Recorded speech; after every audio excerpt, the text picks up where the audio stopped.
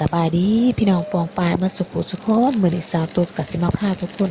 เฮ็ดแกงไก่ใส่ปีกล้วยเด้อทุกคนมื้อนี้สาวตุ๊กมาแต่หน้าได้ปีกล้วยมาปีหนึงว่าแล้วเฮาก็มาพากันลงมือเฮ็ดเลยสาวตุ๊กก็ไปตลาดไปซื้อไก่มาตัวหนึงอันนี้เป็นบ่แม่นไก่ลาดซั้นเด้อนี่มื้อเจ้าเป็นไก่สามสายตัวหนึ่ง60,000มื้อเจ้ามาแล้วสตุกก็สิเอามาจัดการล้างอนามัยทำความสะอาดจบดีแล้วก็ตัดเป็นตอนเด้อมื้อเจ้าเด้อผู้ใดมักตอนสำใดก็ตัดเอาเด้อมื้อเจ้าบางคนก็มักเป็นชิ้นใหญ่ๆเป็นขาเป็นปีกเลยแต่สตุกสิตัดตอนพอดีคำเลยแกงใส่ผักอีตูเด้อผักอีตูมาล้างทำความสะอาดก็มาล้างขิงสำหรับขิงนี่บางคนก็ใส่ขิงดิบเลยแต่สำหรับสาตุกมักเอาไปมกไฟก่อนจึงมาทุบใส่รู้สึกว่ามันหอมดีเด้อมื้อเจ้าเด้อลองเฮ็ดเบิ่งเด้อการเฮ็ดกินของแต่ละคนก็บ่คือกันเนาะบางคนก็เคล็ดลับต่างกันสาตุกก็สิใส่มีขิงมีมะพริกแห้งมีมะขามส้ม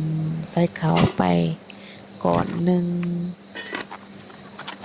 หลังจากนั้นก็หม้อฟดแล้วก็ไปลงใส่หม้อเลยไก่ก็ลงไปใส่เลยแล้วก็สิมาตัดหมักปีเนาะมาจากสำหรับปีนี่ก็ตัดเป็นตอนสำพอดีคำเลยเด้อบ่ต้องเฮ็ดน้อยหลายบ่ต้องเฮ็ดใหญ่หลายเพราะว่าเฮาสิว่าลงไปต้มพร้อมกันกับไก่นี่กันน้อยหลายเดียวมันก็สิเปื่อยโพด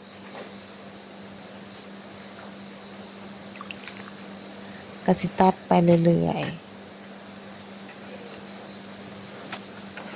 ตัดแล้วก็เฮาก็ล้างน้ำเด้อล้างน้ำเพื่อบ่ให้มันดำนะ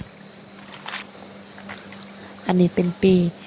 ที่เฮาเอามาเฮ็ดกินเป็นปีมะกล้วยน้ำเด้อมื้อเจ้าปีมะกล้วยน้ำว้า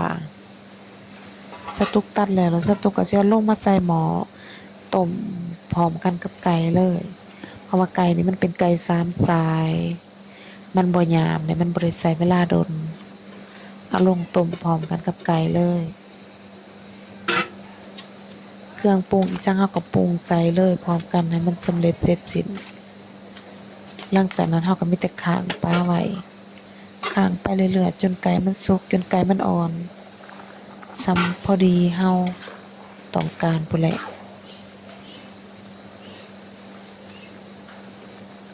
อันนี้คือว่าสำเร็จเสร็จสิ้นไก่สตุกก็สุกแล้วอ่อนแล้ว